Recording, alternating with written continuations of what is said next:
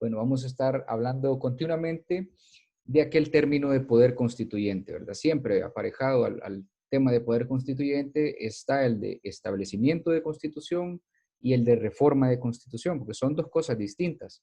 ¿Verdad? Entonces, cuando hablamos de un establecimiento de una constitución, pues vamos a estar haciendo referencia a la actividad fundamental que tiene el poder constituyente originario, es decir, al de creación, ¿verdad? Al de creación de una constitución. En el caso de la reforma, pues va a ser como esa obra material siempre del poder constituyente, pero esa obra material que pues le da cambios, ¿verdad? Como la misma palabra lo dice, ¿no? Reforma, le da otra forma a lo que ya estaba constituido originalmente.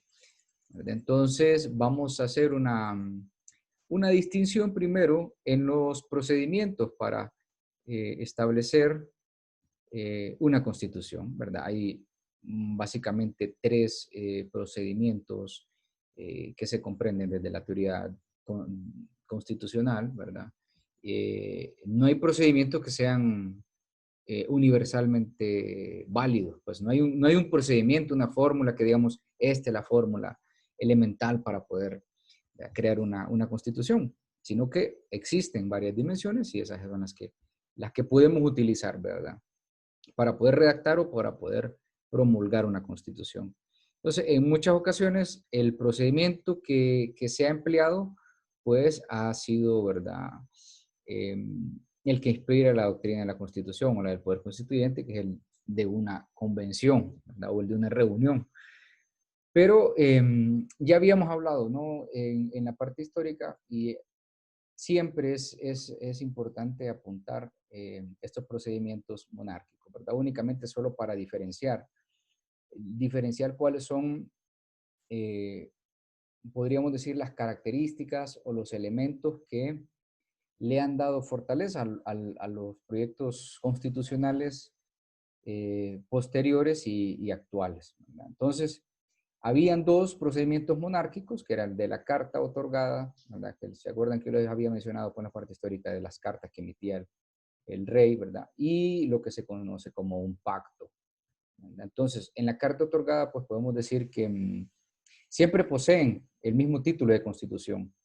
Eh, en Inglaterra no tienen una constitución concentrada en un código de leyes, sino que está dispersa y están precisamente manifestadas en este tipo de documentos que se llaman cartas otorgadas por el rey, ¿verdad?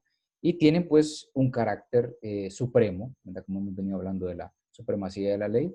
Entonces estos reconocimientos que el rey le dio al pueblo desde tiempos medievales, entonces todavía siguen vigentes. Entonces tienen esa supremacía, esa superlegalidad.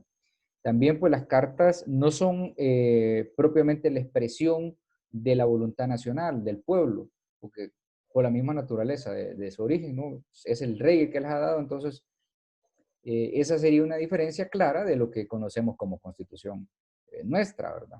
Pero no por el hecho de que haya sido emitida por una persona en particular, no significa que tengan la categoría constitucional o que tengan la categoría de supremacía legal. Entonces, pueden considerarse en ese sentido, solo que, ¿verdad? Tienen esa diferencia, ese elemento característico propio de ella, que es otorgada por el rey, ¿verdad? O por la corona, o por un cuerpo legislativo, pero eh, encomendado por la corona. Entonces, la reina, por ejemplo, la reina Isabel perfectamente pudiera otorgar una carta en la que se reconocen derechos humanos o derechos fundamentales, y eso estaría considerado como derecho constitucional y un procedimiento monárquico de creación de derecho constitucional.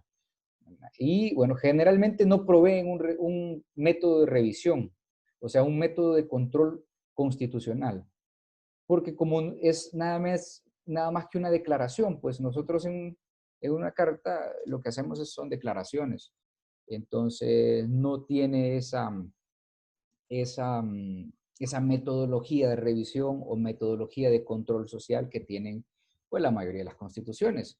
¿A qué me refiero con eso de control constitucional? Pues a los mecanismos de poder verificar las declaraciones como la inconstitucionalidad de una norma, como la revisión de una norma cuando no está pegada al derecho constitucional, ¿verdad? Eso es lo que no tienen, por el hecho de que son unas simples cartas de otorgamiento de derechos. Luego, pues, está lo que se llama pacto en estos procedimientos monárquicos, que se parecen a los procedimientos democráticos, que es lo que vamos a ver a continuación. ¿En qué sentido? Bueno, porque ya no es una decisión única del monarca, única del rey, ¿verdad? Sino que tiene un contrato, un pacto, como la palabra lo dice, con algunos de los súbditos, ¿verdad? Algunos de los miembros que representen la sociedad en la que estén. Entonces, obviamente nos vamos a encontrar con este tipo de procedimientos monárquicos en aquellos países que han tenido esa dinámica política de Estado, ¿verdad? Donde hay reyes. Es obvio que en nuestro caso, en América Latina, no nos vamos a enfrentar a una situación de esa porque quedamos desligados completamente desde la independencia, ¿verdad? Quedamos desligados de esa característica y solamente vamos a ver eso en esos países europeos donde se reconoce al rey. Y de ahí, pues de estos pactos surgen tres principales, ¿verdad? La Carta Magna de 1215, la Petición de Derechos y el Bill of Rights. Entonces, puede decirse que estas son las más conocidas, ¿verdad? Los pactos más conocidos de procedimiento monárquico para el establecimiento de una constitución o para la creación de constitución. Y esto, como les digo, sigue vigente, ¿verdad? Esto está vigente en la actualidad para los ingleses en ese caso. Entonces no estamos hablando de un derecho muerto, sino de algo vigente. Y bueno, tenemos lo que nos ocupa principalmente a nosotros, ¿verdad? Los procedimientos democráticos, que se dividen básicamente en cuatro. La convención, que bueno, que se trata de una asamblea que se inspira en el poder constituyente, eh, y es una asamblea que, bueno, perdón, está elegida para elaborar o para derogar una constitución, ¿verdad? Se elige única y exclusivamente con ese fin, ¿verdad? Con el fin de elaborar o derogar una constitución. Y bueno, es de un carácter, como les digo, plenamente constituyente, ¿verdad? No acumula un poder legislativo aparte, sino que una vez ha cumplido su función, se disuelve. A diferencia de lo que, bueno, pasa con la constituyente, que ya vamos a ver, ¿verdad? Es un procedimiento que fue primeramente utilizado por los Estados Unidos. De hecho, en la Constitución de los Estados Unidos empieza así, ¿verdad? Nosotros, el pueblo, manifestándose, pues que todo el pueblo está estableciendo ese convenio, ese convenio social o ese contrato social.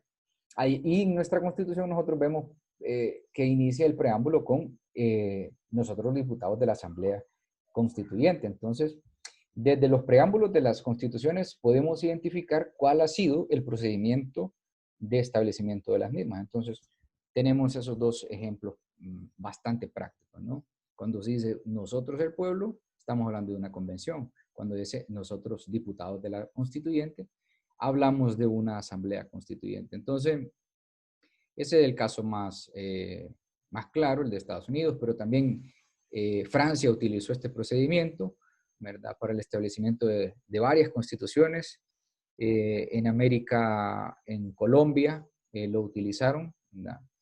Y bueno, inspirados en ese sentido, como les digo, como un acuerdo de todo el pueblo. Luego tenemos lo que es la Asamblea Nacional Constituyente, ¿verdad? Este pues es un procedimiento que tiene semejanzas obviamente con la convención, porque tiene implícito lo que es la parte del consentimiento, ¿verdad? Entonces hay un acuerdo. Y bueno, tiene en principio establecer la Constitución, obviamente. Para eso se crea la Asamblea Constituyente. La misma palabra lo dice, ¿no? Se crea para establecer una Constitución. Y se dice pues que es una corporación, más o menos, es una corporación integrada para elaborar un texto constitucional.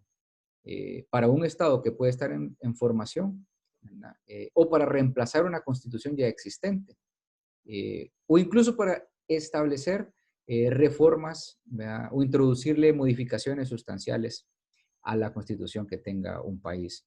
Entonces, por eso es que en nuestro país se ha hablado mucho de este término, ¿verdad? De la Asamblea Constituyente. No necesariamente es que vamos a requerir crear una nueva constitución, ¿verdad? Sino no necesitamos una constitución para nueva, pues lo que necesitamos es reemplazar la que tenemos o modificar la que tenemos, ¿verdad? No es un estado nuevo el que se va a crear. Esto solo podría ser, en la parte originaria, pues solo podría ser obviamente para un estado que es nuevo, que se cree. Supongamos que en Honduras la Mosquitia se separe del territorio nacional y forme su propio estado, ¿va?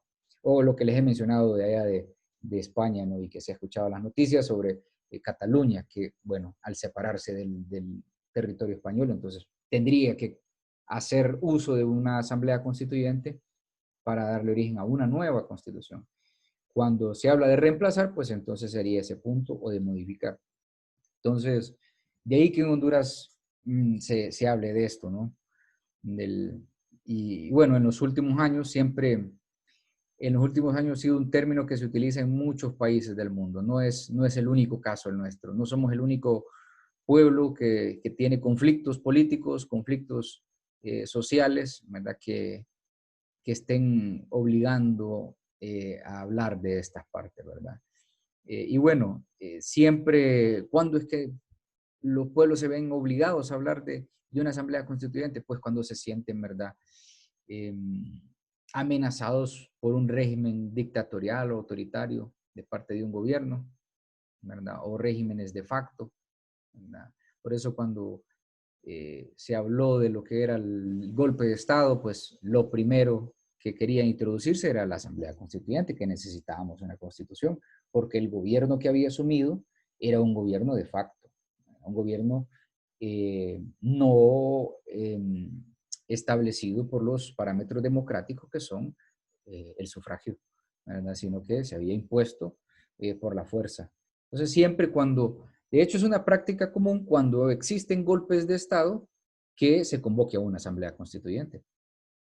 Y nosotros hemos sido un caso totalmente particular en el mundo, porque tuvimos un golpe de Estado y no tuvimos una asamblea constituyente. Como les digo, no necesariamente esa asamblea constituyente hubiera sido para crear una nueva, ¿verdad? Una nueva constitución, sino para modificar algunos aspectos. ¿Qué aspectos pudiéramos haber modificado? Bueno, quizá el empleo tal vez de, la, de una nueva elección, ¿verdad? Por el mismo proceso que hubo viciado, por decirlo así, porque la misma constitución nuestra, ¿verdad? El artículo 3 y 4 hablan de eso, de la obediencia, ¿verdad? Al gobierno, y que no debemos obediencia a un gobierno usurpador. Entonces, todos los actos que se han desarrollado dentro de esos 6 meses de golpe de Estado prácticamente son nulos, ¿verdad?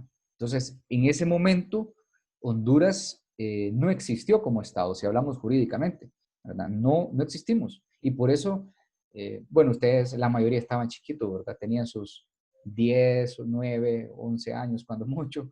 Pero bueno, en ese momento, nosotros quedamos en un vacío, en un limbo jurídico. Por eso los países del mundo no reconocían el Estado de Honduras, ¿verdad? Hasta después del Pacto de Cartagena, entonces, se reconoció al Estado de Honduras. Y por eso la necesidad de introducir una asamblea constituyente, ¿verdad? ¿Y cuál es la naturaleza jurídica que tiene una asamblea constituyente? Bueno, primero hay que tener claro que prácticamente las constituciones no tienen un procedimiento previsto para decir cómo se va a convocar a una constituyente. Entonces, no podría alegarse en la actualidad, bueno, no convocamos a una asamblea constituyente porque no tenemos un procedimiento. Es que la verdad nunca lo hemos tenido. Y la mayoría de las constituciones en el mundo no prevé un procedimiento para decir cómo se va a convocar a una asamblea constituyente. A diferencia de una elección normal, ¿verdad? Una elección de periodo de gobierno. Eso sí, está un protocolo, pero de asamblea constituyente no hay. Entonces, por eso los detractores de esto utilizan ese argumento, ¿verdad? Ese argumento por la negatividad o por la falta de legislación que tenemos constitucional sobre este tema de cómo convocar a una constituyente. Wow. ¿Sí? Dígame, Maybel. Durante las 14 constituciones que hemos tenido han sido reformadas, ¿verdad? 18, sí. Sí, 18 son. Ah, sí, ok. 18. Ajá. Y se ha convocado una asamblea cada vez. Ujú. Sí, se ha ¿Y convocado una asamblea. Ujú. cómo, en ese momento, cómo hicieron ese proceso? Bueno, Solo, una convocatoria de parte de los mismos partidos políticos prácticamente. En nuestro caso, en Honduras ha sido por los partidos políticos. La mayoría de las constituciones que han sido creadas con constituyente, pero muchas constituciones pues fueron impuestas. ¿Se acuerda de las clasificaciones, verdad? Entonces habían constituciones impuestas, como la de los gobiernos militares, ¿verdad? ¿qué tal? ¿Verdad? O la de Carías, ¿verdad? O aquellas constituciones que, la que vino a reformar la gloriosa, que fue como en 1896, 98, por ahí, si no mal, las fechas puedo equivocarme, pero hubieron varias constituciones impuestas en Honduras. Entonces, cuando asumía el gobierno un nuevo presidente, convocaba a su grupo, ¿verdad? De asambleístas constitucionales y convocaban a otros partidos, pero claro, como llevaban mayoría, entonces imponían la constitución.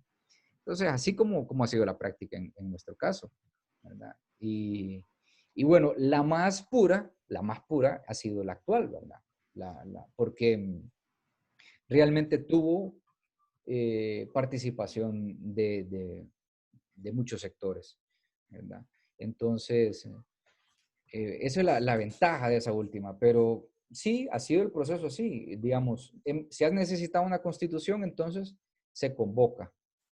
De hecho, bueno, yo tuve la oportunidad de conocer a un señor que era constituyente, fue diputado, era muy buen amigo de unos tíos míos de Intibucá, y el señor fue don Romaldo Hueso Peñalba, que en paz descanse. Él era un constituyente, representaba al departamento de Intibucá. Entonces, así era.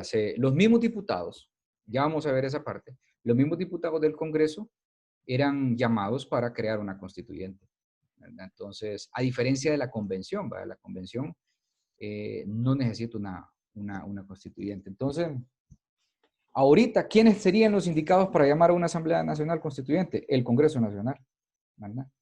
Si quisiéramos hacerlo, ¿verdad? El Congreso Nacional es el que está facultado para eso. Eh, lo único es que ellos deberían nombrar unos representantes para esa asamblea y deberían de llamar también a todos los sectores del país, ¿verdad? Empresa privada, organismos sociales, ¿verdad? Entonces, todos los representantes y además, obviamente, una fuerte representación del Congreso. Entonces, si quisiéramos esa parte. Entonces, no ha habido un procedimiento, ¿verdad? Nunca ha existido un procedimiento. La ruta ha sido esa, que el mismo Congreso de la República convoque, ¿verdad? Entonces, o por medio de imposición, como le menciono, ¿verdad? Entonces, ninguna constitución, ¿verdad?, prevé, como le digo, un cambio total, ¿verdad? Cuando se crea una constitución, por eso la nuestra tiene esos artículos pétreos, ¿verdad?, que no prevén su cambio total. Sí dejan puertas abiertas para reformas, pero la Constitución nace con el afán de no reformarse nunca o de no cambiarse, ¿verdad? De ahí son las realidades de los pueblos que exigen ese cambio. Pero entonces, bueno, el mecanismo prácticamente de la Asamblea, ¿verdad?, para establecer una constitución o para introducir reformas es prácticamente transitorio, ¿verdad?, la naturaleza de la Asamblea. La Asamblea hace su gestión, que es la de reformar o crear constitución, y tiene un periodo transitorio, no puede permanecer en el tiempo, ¿verdad? Porque entonces estaríamos amenazados ante un grupo que estaría cambiando constantemente la Constitución, ¿verdad? Podríamos pecar hasta a sus intereses particulares. Entonces, por eso después ese poder recae sobre el poder legislativo, ¿ya? Abogado, dice Alejandra Pleites que si se sale es porque le está fallando la señal del internet porque Ah, está ok, ahí. perfecto. Ah, no, no me ha escrito. Le escribo a usted. Bueno, perfecto, está bien. Y la clase igual la grabo y la subo al ratico para que la vean.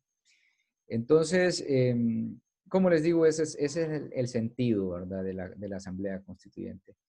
¿En qué circunstancias deberíamos convocar a una constituyente? Bueno, como es un procedimiento extraconstitucional, ¿verdad?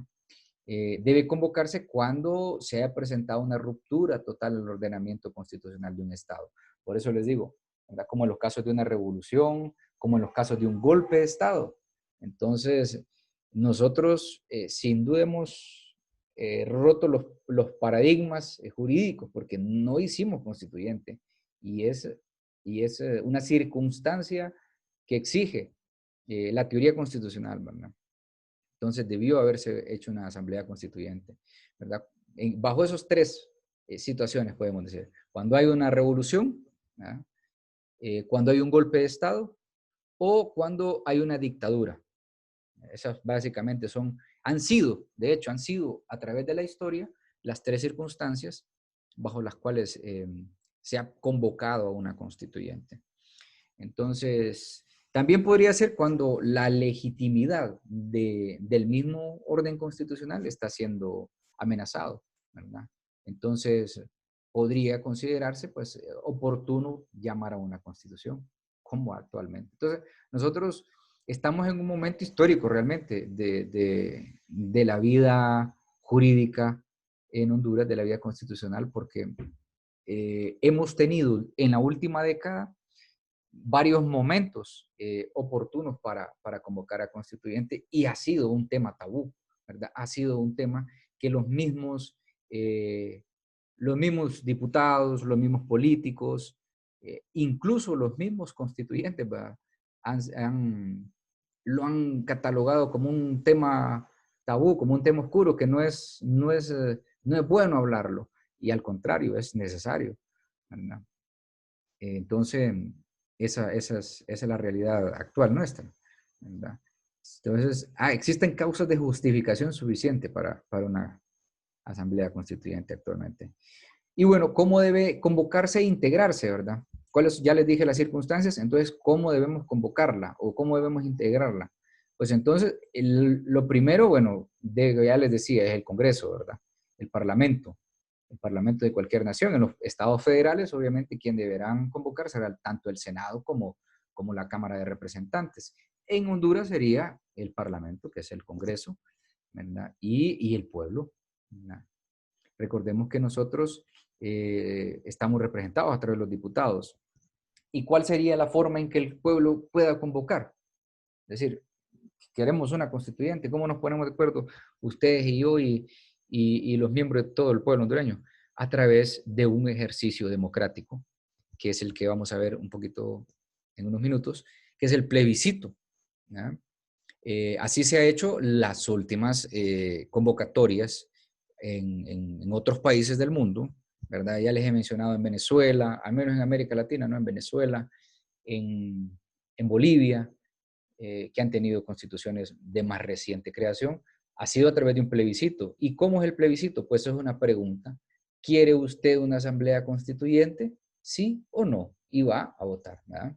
Todos los ciudadanos con el ejercicio pleno de sus derechos civiles, entonces tendrían esa facultad de poder, o sea, los que podemos ir a votar, podríamos ir a decidir si estamos de acuerdo o no con una asamblea constituyente. Eso fue lo que sucedió con el presidente Zelaya, que por eso se le dio el golpe, ¿no? Lo que pasa es que a mi criterio fue mal asesorado, ¿verdad? Él no debió proponer una consulta, ¿verdad? De si quería, la consulta del 2009 era, ¿desearía usted o quisiera usted que en las próximas elecciones, así era, en las próximas elecciones que iban a ser en ese mismo año, se ponga una urna en la que se ponga una urna en la que se le pregunte a usted si quiere una asamblea constituyente. O sea, era una fase previa a consultar al plebiscito, por decir así, la consulta. Eso él lo basó en una ley de participación ciudadana que se aprobó en su gobierno propiamente. El Congreso aprobó una ley de participación ciudadana que es muy buena, no es que esté mala la ley, ¿verdad? Pero siento que estaba plenamente, lo que él debió hacer era que a través del Congreso se convocara a la constituyente y no había ningún problema, ¿verdad? Estábamos en el pleno ejercicio legítimo del derecho constitucional que tiene. Pero ahora me dirían, ¿va? ¿Por qué no lo hizo entonces? Bueno, lo que pasa es que el mismo Congreso de la República le dio golpe a él. Si no recuerden quién quedó en el ejercicio del gobierno, que fue el mismo presidente del Congreso, Roberto Micheletti. Entonces había un desacuerdo. ¿Por qué? Bueno, él estaba tocando varios intereses de algunos empresarios y grupos oligarcas en el país y que los queden obviamente representados por la mayoría de los diputados del Congreso, ¿verdad? Incluso hasta los de su propio partido. Y la otra cosa, pues, la mucha afinidad o el exceso de afinidad que tenía con Hugo Chávez, ¿verdad? Y la política social comunista no ha sido bien vista por la mayoría, pues, de los políticos en Honduras y tampoco por nuestros mayores influenciadores, ¿va? Nuestros influencers, que son los países del norte. Entonces, ese fue básicamente el conflicto del por qué el presidente no haya hecho el plebiscito. Pero el mecanismo es ese, ¿verdad? ¿Queremos nosotros convocar una constituyente? Pues pónganos un plebiscito, que nos pregunten, queremos o no. Y esto puede surgir, bueno, puede surgir a partir de una iniciativa ciudadana. No necesariamente el Congreso tiene que lanzar esta propuesta. Y bueno, la iniciativa ciudadana, recuerden, necesitamos unas cuantas firmas, ¿verdad? Y promoverla ante el Congreso para que nos aprueben. Entonces, ese es el mecanismo.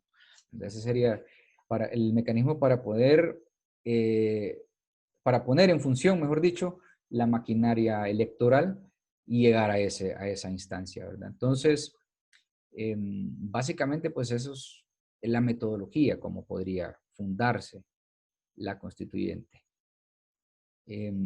Vamos a hablar hoy entonces de lo que es el referendo constitucional. Y viendo el referendo constitucional, bueno, primero les doy un poquito de lo que es la doctrina, ¿no? El concepto, y luego lo vemos en la Constitución, porque sí lo tenemos, tanto el referéndum como el plebiscito los tenemos contemplados en nuestra Constitución, ¿verdad? Y bueno, el referéndum es un sistema que aplica los principios de la democracia directa, como les digo, de la participación directa de los ciudadanos, así mismo como se hace en las elecciones, ¿verdad? En este proceso, pues el pueblo se somete, o al pueblo, mejor dicho, al pueblo se le somete un texto constitucional para que se pronuncie libremente mediante un sufragio sobre su adopción, si lo acepta o no.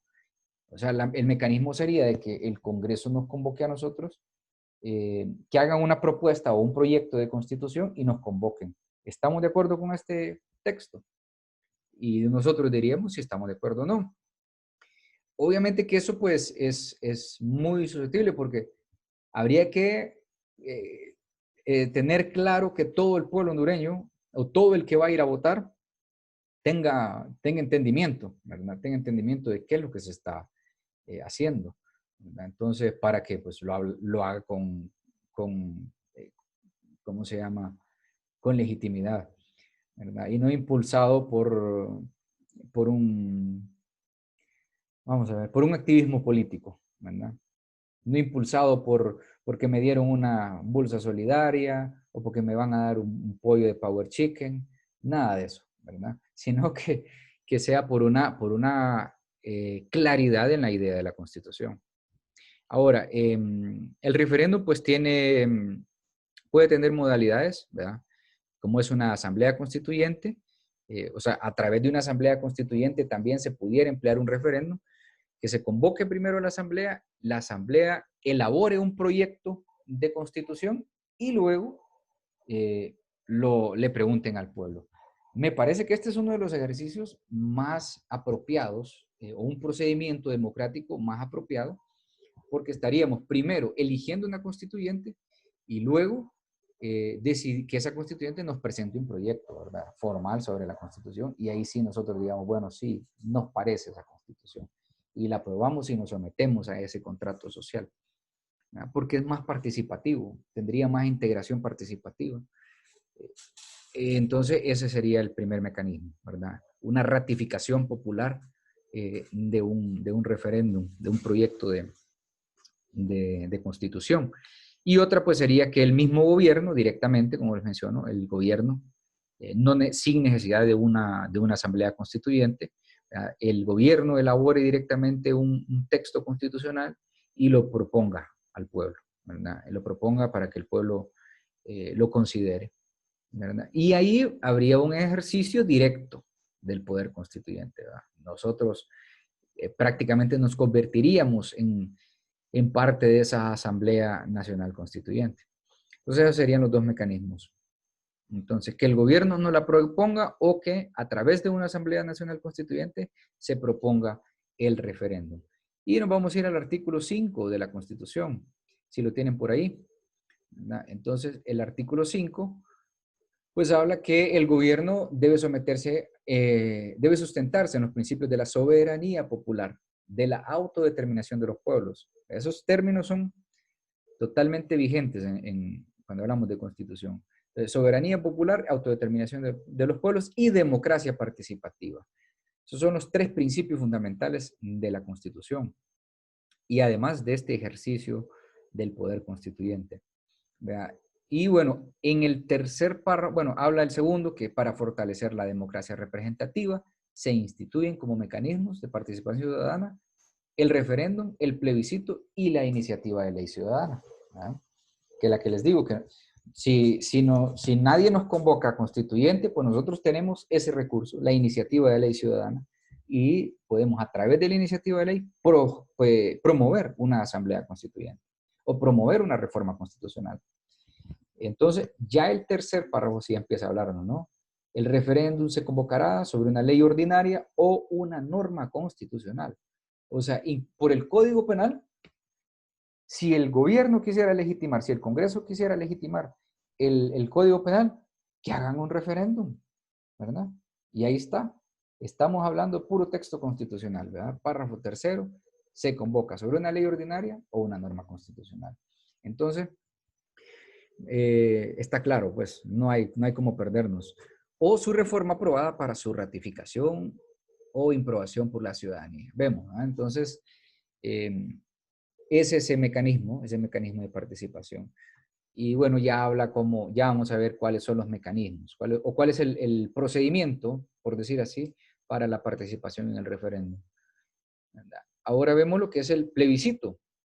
El plebiscito, bueno, es generalmente conocido también como una institución parecida al referéndum. Y es que lo es, se parecen mucho, ¿verdad?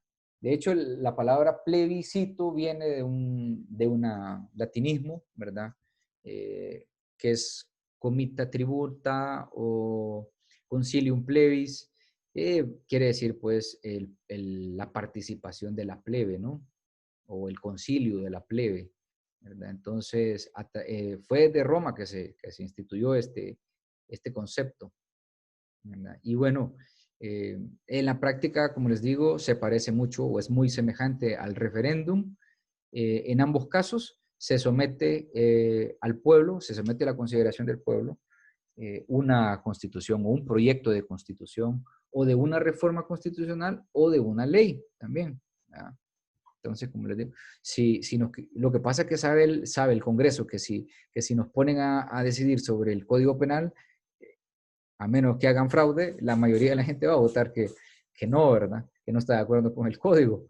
Si no, veamos el reflejo en todos los medios, ¿verdad? Más años les van a poner. ¿Mande? Más años de los que ya están establecidos les pueden poner. Sí, más años de por cada... De sentencia, de sí, de castigo, ¿no? pena. De sanciones. Sí, lo que pasa es que, bueno, el código, como les digo, tiene sus cosas buenas, ¿eh? Tiene sus cosas buenas y hay otras que son objeto de debate, ¿verdad? Entonces, pero estoy seguro que si el Congreso convocara un referéndum para decidir sobre el Código Penal, pues el referéndum sería negativo, ¿verdad? Tendría poca aprobación porque se nota, ¿no? Se nota la poca aprobación del pueblo. Entonces, ese es el detalle. Pero bueno, para eso sirve el plebiscito también, como les digo. Entonces, ¿en qué se diferencian? Me van a decir, bueno, eh, eh, cualquier tipo, les digo, cualquier tipo. La diferencia sería en que el plebiscito se hace en forma de pregunta, ¿verdad? Se hace una pregunta eh, sobre la propuesta. El referéndum podría ser más la presentación del texto constitucional y y por decir así, una casilla si estamos a favor o en contra, y en el plebiscito sería algo como decidir sí o no, ¿verdad? Si estamos de acuerdo o no. Entonces, otra situación que se da con el plebiscito es que, bueno, se suele realizar en regímenes autoritarios, ¿verdad? La práctica que se ha dado con el plebiscito es que son los gobiernos autoritarios los que utilizan este mecanismo, ¿verdad? Y bueno, en un clima obviamente de restricción de las libertades públicas, ¿verdad? Sobre todo la expresión, la libertad de expresión. Entonces, ojo con eso, porque hay voces o han habido voces en los últimos años de que se nos va a convocar a un plebiscito, y es por el tipo de gobierno que tenemos, ¿verdad? Entonces, la pregunta va a ser cerrada, si nos hacen una pregunta. Entonces, le va a dar poco margen al pueblo de decisión. Entonces, y conociendo, ¿no? La mala praxis electoral que tenemos, seguramente se tergiverse el resultado. Entonces, como es una pregunta cerrada, la respuesta tiene que ser sí o no, a diferencia del referéndum, como les digo, que es más participativo. Entonces, solo el mecanismo de, de ejecución es que se parece el referéndum con el plebiscito, que es a través de una convocatoria nacional. Pero el referéndum tiene más práctica democrática por eso de la participación, ¿no? Que todos incluso pueden a iniciativa impulsar la participación.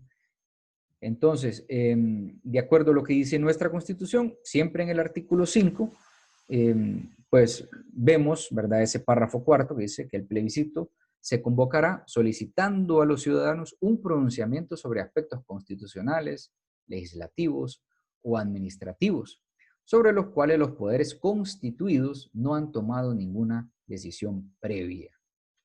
Este es otro elemento del plebiscito que lo diferencia del referéndum, que nosotros a través de un plebiscito pudiéramos aprobar o improbar una política pública. Se mencionó cuando aquello de los decretos PCMs de salud y educación, que supuestamente estaban privatizando la educación y la salud, se mencionó que iban a ser lanzados para plebiscito, para que el pueblo decidiera si los aceptaba o no. Entonces, en situaciones como esas es que también funciona el plebiscito, ¿verdad? Y el referéndum es únicamente para reformar una legislación. Y el plebiscito es para participar, ¿verdad? Entonces, ambos son mecanismos válidos cuando hablamos de procedimiento democrático de establecimiento constitucional. ¿Cuál es el procedimiento que tenemos para ambos? Bueno, el mismo artículo 5, ¿verdad? Nos dice que el referéndum y el plebiscito pueden realizarse a nivel nacional, a nivel regional, subregional, departamental o incluso municipal. Incluso la municipalidad nos pudiera convocar a un plebiscito o un referéndum sobre normas de carácter municipal, ¿verdad? Y asimismo los que van regionales, ¿verdad? Y bueno, tienen iniciativa para solicitar el referéndum o el plebiscito al menos el 2% de los ciudadanos inscritos en el Censo Nacional Electoral. O sea, si nosotros queremos convocar a un referéndum constituyente, tenemos que sacar el 2% de los que podemos votar. En resumen, primero, para poder convocarlo, ¿no? Para poder solicitar que se lleve a cabo. Al menos 10 diputados del Congreso también tienen esa representación y el presidente de la República en resolución con el Consejo de Ministros, obviamente. Entonces, y bueno, en los artículos, en los párrafos siguientes, perdón, ya establece cuál es el control, ¿verdad? El Congreso Nacional debe conocer y discutir las peticiones. Si las aprueba, pues debe emitir un decreto que determine los extremos de la consulta, ordenando ahora al Consejo Nacional Electoral, antes Tribunal Supremo Electoral, ¿no? Le ordena convocar, organizar y dirigir las consultas a los ciudadanos. Los porcentajes de la aprobación legislativa de las consultas son determinados sobre el tema, ¿verdad? Y de conformidad a esa Constitución, por simple mayoría de sus miembros cuando se trate de leyes y 2/3 partes cuando se trate de asuntos constitucionales. Es decir, que se resolvería, si hablamos del Código Penal, con la mitad más uno, ¿verdad? Con la mayoría simple. Y si hablamos de una reforma constitucional, entonces necesitaríamos pues el 66.33%, ¿verdad? O sea, 2/3 partes de la totalidad de los diputados. O de los que vayan. Pero estos dos métodos solo son un acto en sí, ¿verdad? Porque el plebiscito solo es como quien dice a votar sí o no.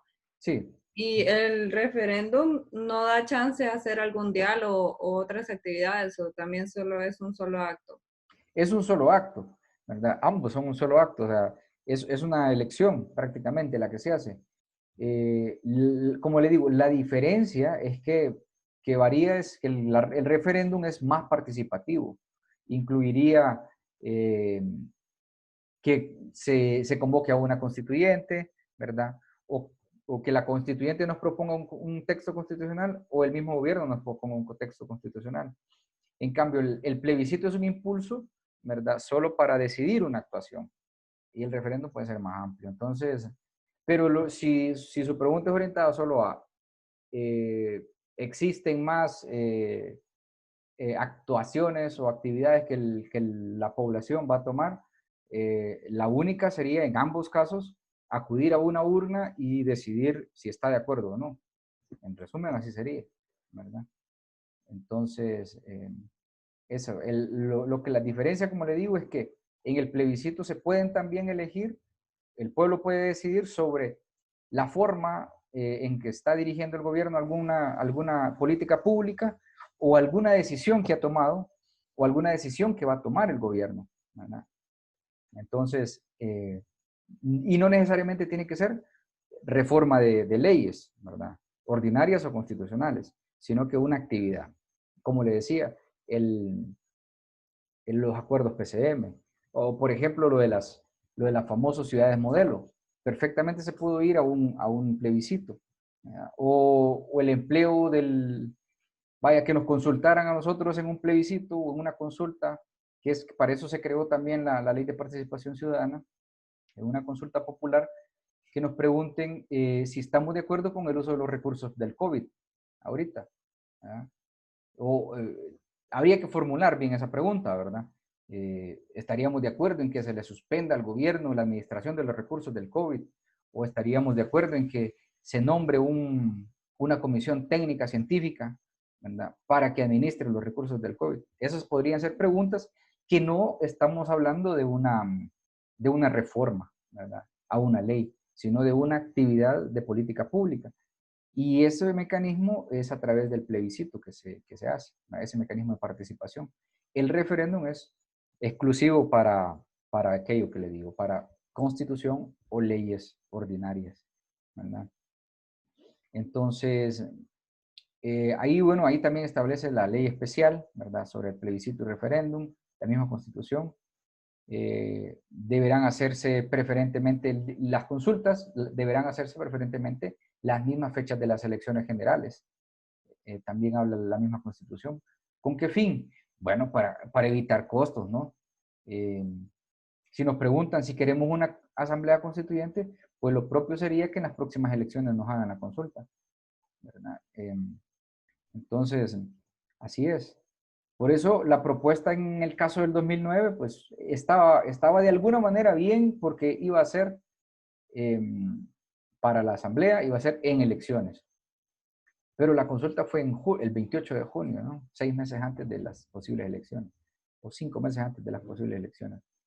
Entonces, básicamente, pues el artículo 5 nos habla de esto del procedimiento, del plebiscito y referéndum constitucional. Entonces, bueno, ya se nos ha acabado el tiempo porque si, bueno, no voy a terminar con este, que es el último, y así mañana empezamos ya con lo que es reforma de constitución. Y bueno, voy a hacerles también un esquemita ahí del plebiscito y referéndum para que lo tengamos más claro. Bueno, los procedimientos respecto al ordenamiento que ya está, o el ordenamiento preexistente, son en dos sentidos, ¿verdad? Jurídicos y de hecho, o de facto. Entonces, estos dos procedimientos están basados en los procedimientos democráticos, ¿verdad? O en los procedimientos, como les digo, si en el caso del golpe de Estado aquí en Honduras, si hubiera impuesto por parte del mismo gobierno de facto un ordenamiento constitucional, pues entonces diríamos que esa constitución está establecida en base al gobierno de facto. ¿Y qué fue lo que sucedió con los gobiernos militares? Acordándonos de la pregunta que hacía Maybel. Bueno, esos procedimientos bajo los cuales se impusieron esas constituciones fueron por un procedimiento de facto, porque ya teníamos una constitución, o ya había una constitución, pero de puro hecho, entonces entró otra. Y la jurídica sería como la actual, ¿no? El procedimiento de integración, de establecimiento constitucional jurídico, es la constitución actual que tenemos, porque se siguió un proceso legal, ¿verdad? O un proceso legítimo de acuerdo a los procedimientos constituidos democráticamente, ¿verdad? En este caso, pues fue una Asamblea Nacional Constituyente. Entonces, eso es sobre cómo crear constitución, ¿verdad? Sobre cómo crear constitución.